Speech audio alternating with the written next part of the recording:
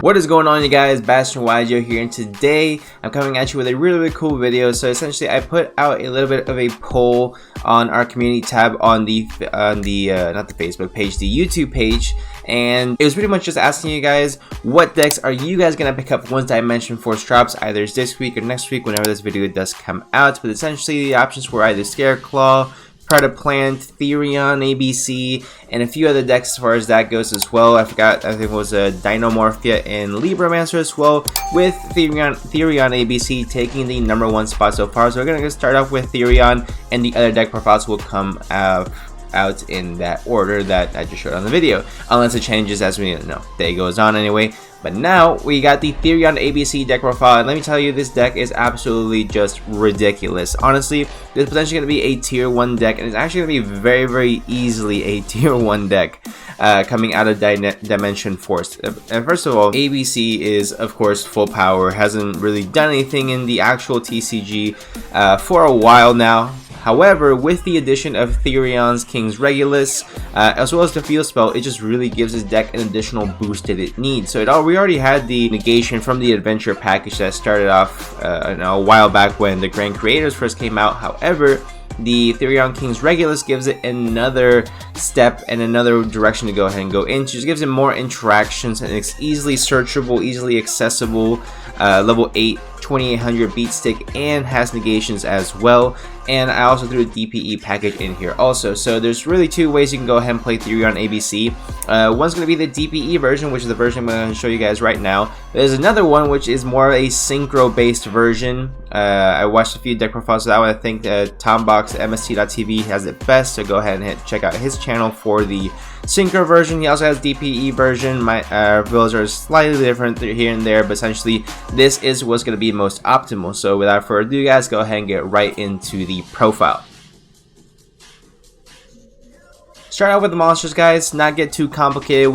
You play two of all the pieces, 2 A's, 2 B's, 2 C's. I really wanted to go ahead and find a spot for a third B in here somewhere, but I do not like to play more than a certain amount of cards in my deck. I like to keep as close to 40 as possible, and essentially this is the tightest I can make it and still be comfortable with the amount of cards in the deck.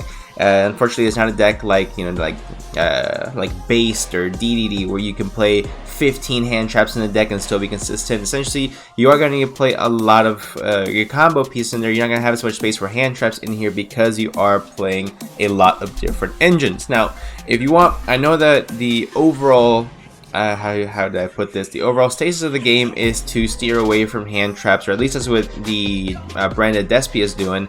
But however, I think at least having an Ash and a Ghost Bell in here is going to be the most beneficial for you, because of course they both absolutely just annihilate the branded Despia deck. But they also hit a lot of top decks in the current format as well. They still hit Prank Kid, which is still top tier deck. It was not hit at all. There was no ban list. Also works very well as far as hitting a lot of the other top tier meta decks. But start off where kind of on a side note there. So essentially 2A, 2B, 2C, triple of your Therion King Regulus. Now pre-sale price I believe is between $40 and $50 at this current time. So it's going to be a bit of a pricier deck for those of you guys who are looking for a more budget deck profile. Unfortunately, Therion's is not going to be the direct route for you. However, there are going to be a lot more plant-based Therion decks as well that are getting a lot of hype, especially Sun Avalon if you're looking for more of a budget Therion build.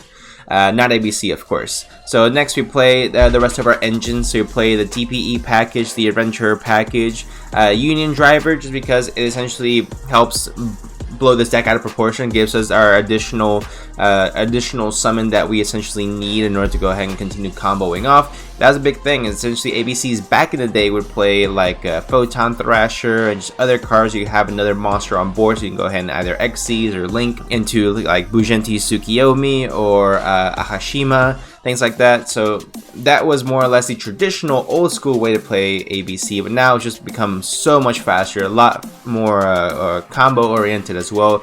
Really cool. I love the way that ABC has really evolved into the current format. That's pretty much going to be it. 2 of all the pieces, 3 King Regulus, Celestial, Dasher, Union Driver, Griffin Rider, triple Enchantress, triple Ash, and triple Ghost Bell, and that's going to be it for the monsters. Next for the spells, I believe this is the original field spell deck, except for Gravekeepers, of course. So Union Hanger has to be played at 3. If you're not playing at 3, you're absolutely tripping. 3 of the Therion's King of the Colosseum Saucer. This card essentially does exactly what Union Hanger does, except for Therion's. So while a Union Hanger lets you add 1 Light Machine Union monster, will pretty much search you A, B, or C. The Therion's Ring, the Therion's Field Spell, will actually allow you to go ahead and search a Therion monster from your deck to your hand on activation. So that's how you go ahead and access your King Regulus right off the bat. Next you have your 1 Terraforming as well as your 1 Foolish Burrow. Just go ahead and get more of your pieces into the grave, and then Terraforming again for consistency. I see a lot of people playing Set Rotation as well. This card I really want to play, but essentially, like I said, I want to keep this as low count as possible. If you want to play this as a 44th card, don't get me wrong, I'm not going to stop you, but this is what I've chosen to go for as of now. We'll see if the changes as the meta progresses, but this is how I want to play it moving forward. Next, triple Rite of Ermazir. I mean, you want consistency with all your engines, and this is being one of the best engines. We're going to max out on it until Konami tells us that we can no longer do so. Next, Double Fusion Destiny. I have thought about cutting this down to just 1, to just leave it as a plan to Verta Anaconda play, but the amount of times you are going to draw this just at the very end in your opening hand, you use it as a last resource, or at the very end of your turn, just slap down a DPE. It's so like easily rewarding.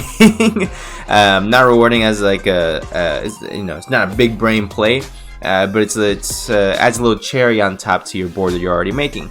Next, Triple Power Prosperity, because this consistency is king, I should say, and this deck is already extremely consistent, but adding the prosperities in here, I mean, you definitely have the space for it. You're pretty much just going to be focusing on your maybe 1 to 2 ABC Dragon Busters, your DPE. You're gonna need your Platinum Gadget. We'll get to the extra deck a little bit in about a second or two, but essentially what I'm trying to say is that you have the space to play Prosperity. Just go ahead and go for it, again, if you have the funds for it. Don't go out and just start buying stuff because I'm saying so. Next, triple Forbidden Droplet. Again, for those of you guys who have been on the channel a little bit longer, you will have known I'm not a big fan of using high cost cards. In this deck itself, these are all 50s, 50s, 50s each, hundreds.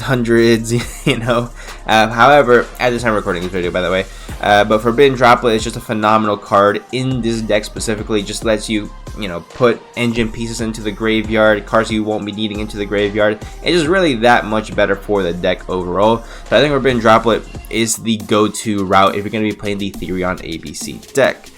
Next, of course, your 1 Journey of Destiny and your 1 Dracoback the Dragon Steed to round off the main deck. And that's an even 43 cards. Like I said, I do not want to go any further than that. But if you want to go ahead and add a 44th card, I would highly recommend Set Rotation. I've also seen a few people playing the Unauthorized Reactivation. I do not see this as a necessary card. I think the deck is consistent enough without it, and I do not really see this coming up. I may be wrong, but that's just how I feel in this current time. Next, getting into the extra deck, guys, we start off with 3 ABC Dragon Busters, 1 Destroyer Phoenix Enforcer, and that's it for the fusions, nothing else. For the links, I want to have a little more fun in here, put the Boral and Dragon, just if you need, and basically indestructible, untargetable, just behemoth essentially on your board. Yeah, it takes 5 monsters, but essentially how I see it is you're already putting your pieces into the graveyard, things like that. So essentially, Boral and Dragon, I think, is a really cool addition to the Yu-Gi-Oh card game as a whole, and I want to play it in as many decks as possible. I really like the card a lot. But anyway, on to the next one. Next one, Underworld Goddess of the Closed World. 1 Access Code Talker. With the amount of link monsters you have here, you should have plenty of time and plenty of opportunities to go into Access Code Talker. 1 Appaloosa, Bow the Goddess, staple in any deck that essentially can make link monsters. Nightmare Unicorn, and a Nightmare Phoenix as well. The standard package again for link-based decks. 1 Mecha Phantom Beast, Auroradon. It is a machine. You play machine decks, you should be good to go.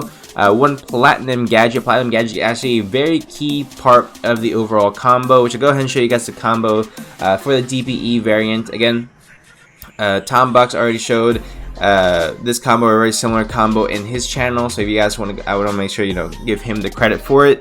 but I just want to go ahead, if you guys have not seen it, I'll go ahead and show you guys in just a little bit as well. 1 barricade blocker, 1 IP Masquerena, and then 1 Power Plant Verte Anaconda to wrap up the extra deck as well. Overall, I think this deck, like I said, extremely consistent. I definitely believe this is going to be a tier 1 deck coming out of Dimension Force very soon in the next few days. So go ahead and make sure, if you're going to go ahead and play this deck, make sure you are ready to rip open that wallet and let it fly. Alright guys, so for the combo you're going to have to have a Union Hanger and a way to get to Therion King Regulus. So either you already hard drew it, or you have a way to you have a terraforming or a set rotation, or you already have the Therion's Coliseum Saucer in your hand. You're going to be good to go as far as this goes. So you're going to go ahead and activate the Saucer because we want Union Hanger. We want to activate Saucer first because you want Union Hanger on the field for whenever you go ahead and comboing off. So we're going to go ahead and add the Regulus, then add our Union Hanger to go ahead and add B Buster Drake. There we go. And that's gonna normal summon Buster Drake and equip it with the Union Driver. There we go. Activate Union Driver's effect to equip it with an A. Then we're gonna special summon the A. There we go. And special summon our Platinum Gadgets. There we go. Trigger the effects. We're only going to get B because we don't need to activate A's effect at this current time. We'll add C to our hand. And then we're going to go ahead and activate Platinum Gadget to special summon our Sea Crush Wyvern over here. Let's see. Next, we can actually special summon our Regulus by targeting B Buster Drake. There we go. Alright. And then we can special summon B Buster Drake from our spell and trap card zone. Easily go into the Verte Anaconda from there. Super simple. Yeah, we'll activate B Buster Drake again, why not? At this point, to add another B Buster Drake to our hand, so that way we're set up for next turn or combo off and all of our shenanigans. Let's see, we're gonna go ahead and summon out the ABC Dragon Buster. Easy peasy. And then we're going to go ahead and activate the Verte Anaconda to summon out our DPE. DPE, Dasher Celestial, and summon out the DPE as well. So, there you pretty much have it. It's extremely simple, straightforward combo.